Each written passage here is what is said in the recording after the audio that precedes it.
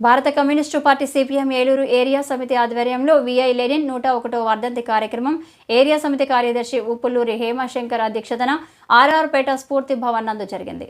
డేగ ప్రభాకర్, మన్నవ కృష్ణ చైతన్య లెనిన్ చిత్రపటానికి పూలమాలలు వేసి నివాళులర్పించారు. అనంతరం కార్యక్రమంలో పాల్గొన్న వారు లెనిన్ చిత్రపటానికి పూలు వేసి వర్ధిల్లాలి మార్క్సిజం, లెనినిజం, జోహార్ కామ్రేడ్ అంటూ నినాదాలు చేశారు. ఈ కార్యక్రమంలో పాల్గొన్న డేగ ప్రభాకర్ మాట్లాడుతూ ప్రపంచంలోనే మొట్టమొదటి సోషలిస్ట్ రాజ్యాన్ని స్థాపించిన మహనీయుడు లెనిన్ అని కొనియాడారు. ప్రపంచానికి కమ్యూనిజాన్ని మార్క్స్, ఎంగెల్స్ పరిచయం చేస్తే రష్యాలోని సామాజిక పరిస్థితులకు అనుగుణంగా కమ్యూనిజాన్ని మలచి సోషలిస్ట్ రాజ్య స్థాపన కోసం పోరాడి సాధించిన ఘనుడు లెనిన్ అని తెలిపారు. 1917లో లెనిన్ సారథ్యంలో రష్యాలో ఏర్పడిన సోషలిస్టు పరిపాలన ప్రపంచవ్యాప్తంగా వివిధ దేశాలలో జరుగుతున్న ఉద్యమాలకు, పోరాటాలకు దిక్సూచిగా మారి అనేక దేశాలలో కమ్యూనిస్టు పార్టీలు ఏర్పడి ఎర్ర జెండా చేతపట్టి పోరాటాలు చేశారని, అందులో భాగంగానే 1925 డిసెంబర్ 26న భారతదేశంలో భారత కమ్యూనిస్టు పార్టీ ఏర్పడిందని తెలిపారు. డేగా ప్రభాకర్ సిపిఐ రాష్ట్ర కార్యదర్శి వర్గ సభ్యులు.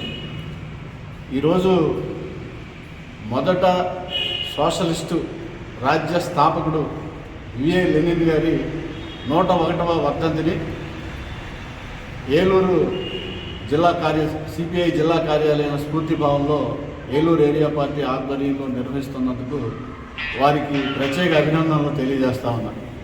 ప్రపంచానికి మార్క్సిజాన్ని మార్క్స్, ఎంగెల్స్ పరిచయం చేస్తే దాన్ని రష్యా సామాజిక, సాంఘిక, ఆర్థిక పరిస్థితులకి అన్వయించి లెనిన్ గారు మొట్టమొదటి విప్లవాన్ని రష్యాలో తీసుకొచ్చి దాన్ని సోవియట్ యూనియన్గా రూపాంతరం చెందడానికి కావాల్సిన ప్రయత్నం చేశారు.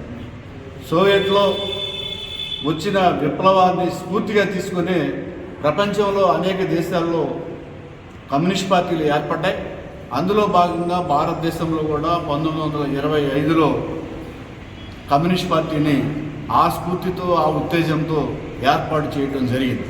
అంటే దోపిడీ లేని వ్యవస్థ, అందరికీ పని, అందరికీ వైద్యం, అందరికీ చదువు, అందరికీ సమానమైన అవకాశాలు కమ్యూనిస్ట్ పార్టీ వ్యవస్థలో ఉంటాయని చెప్పేసి లెనిన్ గారు నిరూపించాడు. రష్యాలో, సోవియట్ యూనియన్లో కమ్యూనిస్ట్ పార్టీ పరిపాలన ద్వారా దాని నుంచే ప్రపంచం అంతా ఉత్తేజం పొందింది. అట్లాంటి మహానుభావుడి వర్ధంతిని, 101వ వర్ధంతిని ఇవాళ నిర్వహించుకుంటూ ఆయన వదిలిన ఆశయాలు ఏదైతే ఉన్నాయో, ఆయన చూపించిన మార్గం ఏదైతే ఉందో ప్రజలను సమీకరించి ఆ మార్గంలోకి మరింత పదునైన పోరాటాలు చేయడం ద్వారా వ్యవస్థ మార్పుకి అందరూ ప్రయత్నం చేయాలని చెప్పేసి ప్రత్యేకంగా విజ్ఞప్తి చేస్తూ సెలవు తీసుకుంటారు.